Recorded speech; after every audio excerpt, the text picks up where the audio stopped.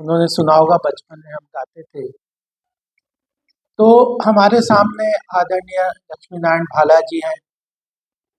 वो जो दूसरा पक्ष है इसका, पर निभाना ही कठिन है। बात तो कई लोग कर सकते हैं, लेकिन इन्होंने जीवन उसको जिया है, तो मैं चाहता हूं कि उनका एक बार हम इतने बढ़िया वक्तव्य पे अभिनंदन भी करें।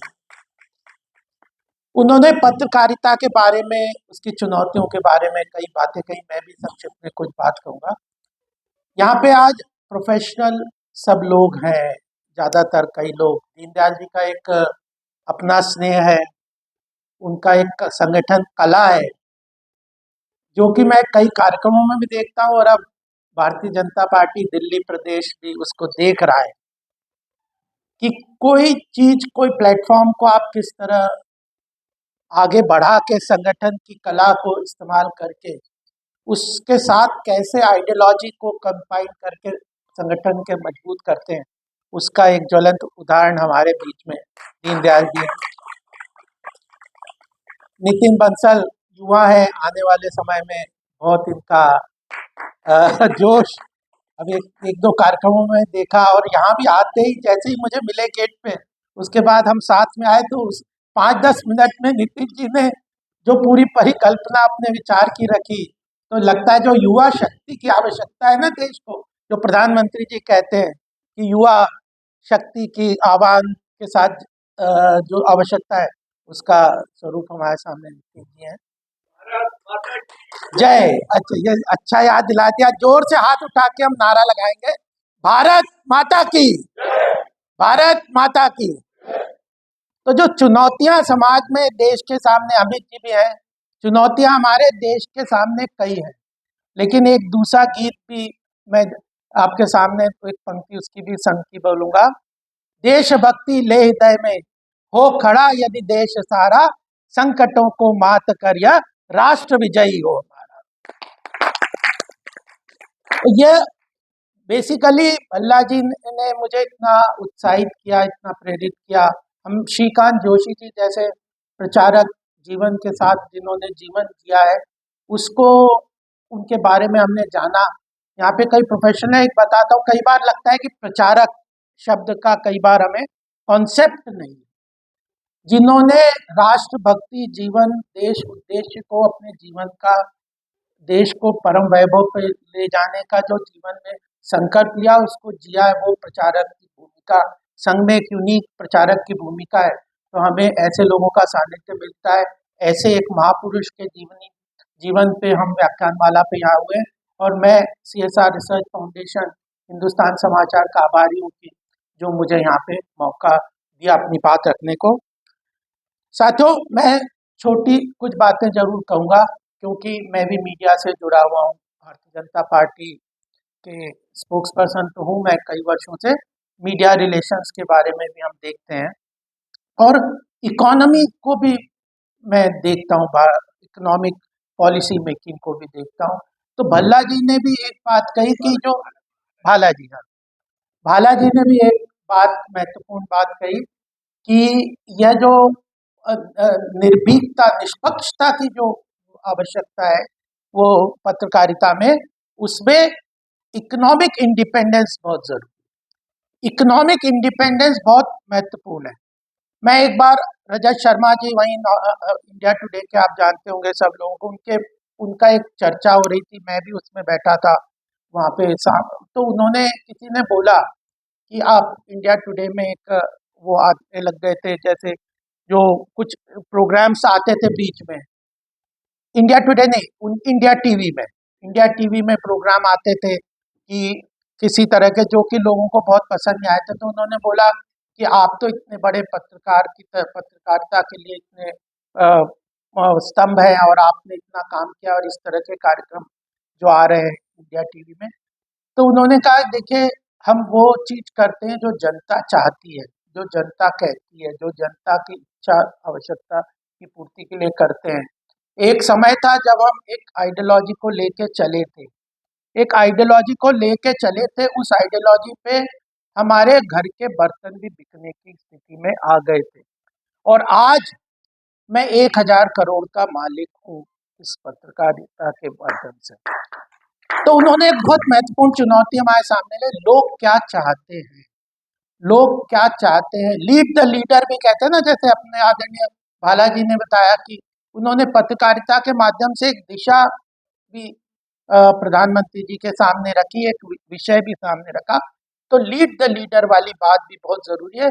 लोगों को अगर उन चुनौतियों को मीट आउट करना है तो उसके लिए हम लोगों को भी जागरूकता के साथ ये आवश्यकताओं को पूरी तरह से सामने रखना चाहिए। ये एक महत्वपूर्ण बात है जिसको मैं सामने रखना चाहता हूँ।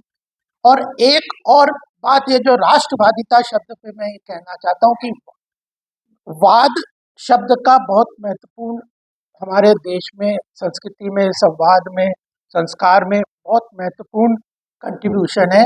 कहते हैं वादे वादे जायते तत्वबोध, जितनी तरह से आप डिस्कस डिबेट करेंगे उतने ज़्यादा आप सत्य के स्थान पे, उतने ज़्यादा आप सत्य तत्व पे पहुंच जाएंगे। लेकिन गीता में एक और बात की है, उन्होंने कहा कि तद जो सत्य के आप पे पहुंचने के लिए जब आप तत्विद्धि पाते हैं ना, परिप्रश्न सेवया, जब आपको किसी बात के डेप्थ में जाना है तो you have to question, accountability fix करनी है, उसको क्वेश्चन करना है, डिस्कशन करना है।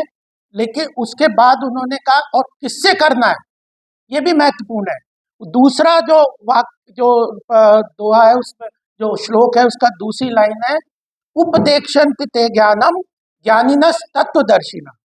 उन्होंने भगवान कृष्ण ने गीता में बाइफरकेट कर दिया, तत्ववादी और तत्वदर्शी।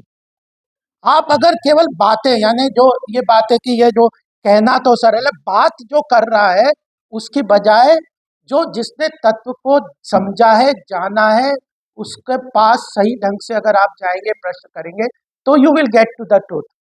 एक कोई बात कर रहा है, कोई कोई कुछ कह रहा है और कितनी बड़ी बड़ी बातें कर सकता है, तो जो जिसने जीवन जिया है, तो ये पत्रकारिता मेरे ख्याल से एक, it is not a purely profession, it is not purely a profession that slowly we have got into it, but ये जो पैशन है, ये वो लोगों के लिए, वो जो पैशन के साथ काम करते हैं, हमारे देश में कई पैशनेट लोग हुए जो जिस उद्देश्य को लेकर चले उसको पूरा करने के लिए, काम करने के लिए आगे बढ़े, उन लोगों को सपोर्ट करना, उन लोगों को के जीवन में जो उद्देश्य है उनको पूर्ति के लिए हम लोग जो भी करते हैं, मुझे लगता है ये भी एक बहुत बड़ी चुनौती है। वर्तमान समय में मैं कुछ बातें और आपके सामने कहूँगा, क्योंकि अब और भी चैलेंजिंग हो गया ये पूरा काम, ये जिसको चाहे प्रोफेशन कहो या जिसको एक कमिटमेंट कहो, चाहे एक उसको जीवन का उद्देश्य कहो, इसका बहुत महत्वपूर्ण योगदान तो है प्रजातंत्र में। भारत में प्रजातंत्र के कानून भी कई सारे हैं कि जो अभिव्यक्ति की आज़ादी के अंदर, प्रेस फ्रीडम के अंदर कई सारे हमारे संविधान ने उनकी सुरक्षा की बातें कही हैं। कई लॉज भी हैं जिनके ऊपर, इंस्टीट्यूशंस भी हैं, बहुत सारे इंस्टीट्यूशंस हैं जो कि पत्रकारिता के लिए, स्वतंत्रता के लिए बहुत काम करते हैं, हेल्प भी करते हैं, और कई केसेस भी हैं जिसमें पत्रकारिता को चुनौतियों के रूप में हिंसा का भी सामना करना पड़ता है। ये सारे कानून के माध्यम से ये चुनौतियां और ये हमारे सामने है। लेकिन अब एक नया सोशल मीडिया का एक बहुत बड़ी चुनौती आ रही है, उसमें डीप, प्रधानमंत्री जी ने भी इस बार दिवाली वाले फंक्शन में पीछे मीडिया के लोगों से इंटरेक्ट करते उसको बहुत अंडरलाइन करके दिया, जिसका हम आज अपने देश में बहुत तरीके से इंटरफेरेंस भी देख रहे हैं हमारे सिस्टम में, वह है डीप फेक का। और उसके तो इमेंस पॉसिबिलिटीज हैं जो कि बहुत हमारे देश को, हमारे पूरे उस चीज़ को नुकसान कर सकते हैं। डीप फेक है, सोशल मीडिया में फेक न्यूज़ है, सोशल मीडिया के अंदर, डिजिटल मीडिया के अंदर लोगों का इंटरेस्ट आजकल बहुत कम टाइम पढ़ने, अखबार वगैरह में कम हो गया है, वो बहुत शॉर्ट, जितना संक्षिप्त में मोबाइल पे ही देखना चाहते हैं। धीरे धीरे इलेक्ट्रॉनिक मीडिया की रेलिवेंस कम होती जा रही है। मैं तो खुद मीडिया में इतना जुड़ा हूँ, लेकिन हम देखते हैं कि टीवी को बहुत कम लोग देखते हैं आज के समय में।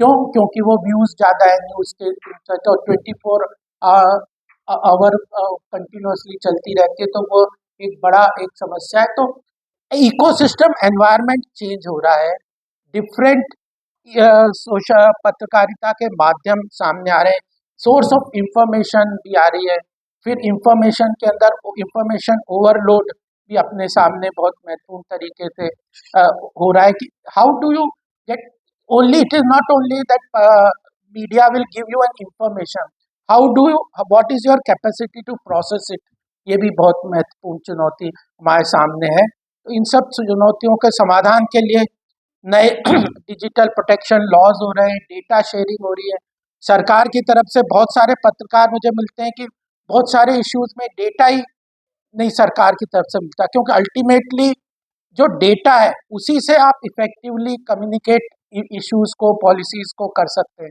Data flow from the public to the government और from the government to the public, ये दोनों बहुत महत्वपूर्ण है। इनमें कई तरह के बॉटल नेक्स हो गए कि ट्रांसपेरेंसी, अवेलेबिलिटी, वो सारी समस्या रहती है, जिसके लिए एक मैं जब मैं इसमें इम्पोर्टेंट चुनौती के समाधान के लिए बात करना चाहता हूँ, तो उसमें एक बात करना चाहता हूँ कि डेमोक्रेसी, प्रजातंत्र में पब्लिक परसेप्शन और नैरेटिव्स ये बहुत महत्वपूर्ण है। और आज के समय में डेमोक्रेसी या ग्लोबल लेवल पे जियो पॉलिटिक्स को अगर आप देखेंगे तो ये नैरेटिव्स बिल्ड किए जाते हैं, वो नैरेटिव्स ऑफ परसेप्शन बिल्ड किया जाता है, और उसमें एक बहुत, और जो कई बार भारत के, हमें उस नैरेटिव बिल्डिंग और फॉल्स नैरेटिव चाहे कहो, उसका सही एनालिसिस करके परसेप्शन और नैरेटिव्स, ये हमारे मस्तिष्क को, माइंड को, चाहे एल्गोरिथम्स को यूज करके,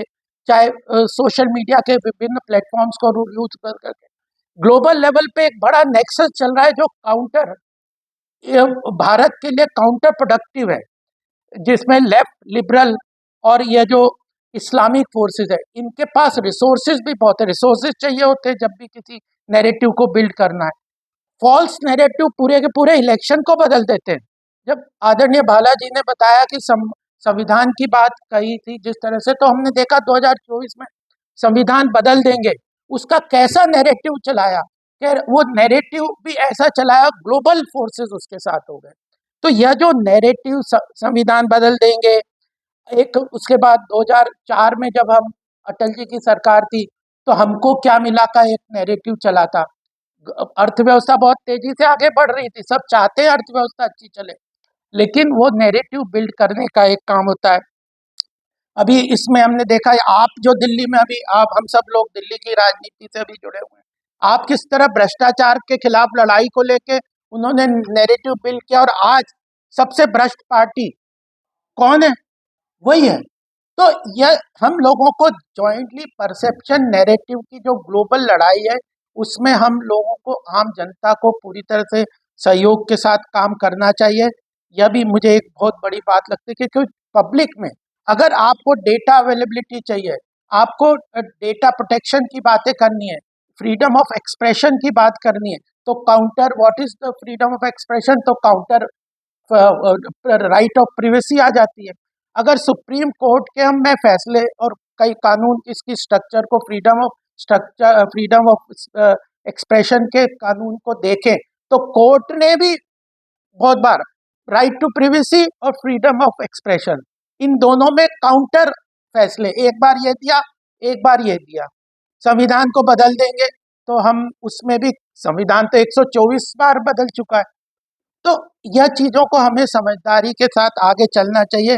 मुझे लगता है कि बहुत सारे new avenues, artificial intelligence, data, ये डिजिटल मीडिया, ये सब चीज़ें, इन चीज़ों को हमें रखना चाहिए।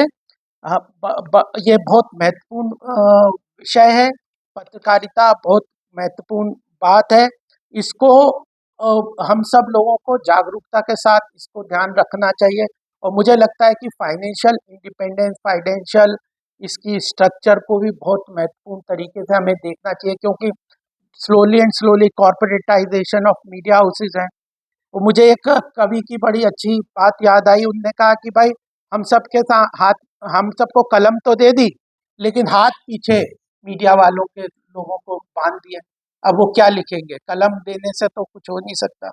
तो यह सारी बातें हैं, मुझे लगता था कि यह बातें आपके सामने कुछ रखूंगा, जो कि महत्वपूर्ण चुनौतियां हैं, लेकिन हम सब लोग जागरूकता के साथ काम करेंगे, हिंदुस्तान समाचार के साथ बालेश्वर जी के साथ मेरा काफ़ी संपर्क रहा। मैं गोल मार्केट में रहता था, तो वहीं पे उनका भी वहाँ पे ऑफिस था। तो हिंदुस्तान समाचार की वर्किंग पुरानी प्री टाइम में, बहुत पहले, अभी तो बहुत वर्षों से नहीं देखा, लेकिन मुझे वो उसकी वर्किंग और उनका जो ग्रेट कंट्रीब्यूशन हिंदी के प्रति है वह मेरे ध्यान में है।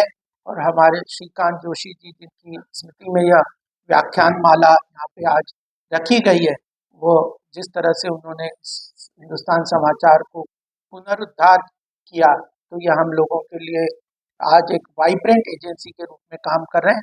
तो इसके लिए भी मैं पूरे इस परिवार का, इस संगठन का अभिनंदन करना चाहता हूँ।